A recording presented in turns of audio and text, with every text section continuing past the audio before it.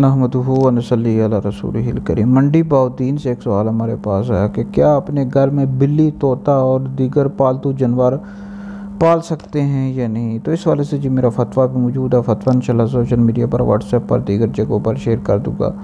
अपने घर में पालतू जानवर बिल्ली, तोता और दीगर जानवर जो लोग पालते हैं पाल सकते हैं, लेकिन याद रखें इनके दाने पानी का, इनकी खुराक का बहुत ज़्यादा ख्याल रखना चाहिए। इनको भूखा प्यासा रखना गुनाह है और आखिरत के अज़ाब का बायस है। चुनांचे हदीस है जी अज़्ज़वाजिर अन इक़्तिराफ़िल कबाइर में ये हदीस मौजूद है कि नबी पाक अलैहिस्सलाम ने दोज़ख में एक औरत को इस हाल में देखा कि वो लटकी हुई है और एक बिल्ली उसके चेहरे और सीने को नोच रही है, उसको वैसे ही अज़ाब दे रही है जैसे उस औरत ने उसको, उस बिल्ली को दुनिया में कैद करके वो भूखा रख के उसे तकलीफ़ दी थी।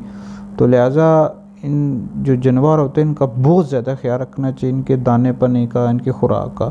इनको भूखा प्यासा रखना ये आखिरत के अज़ाब का बायस है। लिहाजा वीडियो सुनकर आगे भी शेयर करें, आपके लिए बहुत बड़ा सदका जारी है।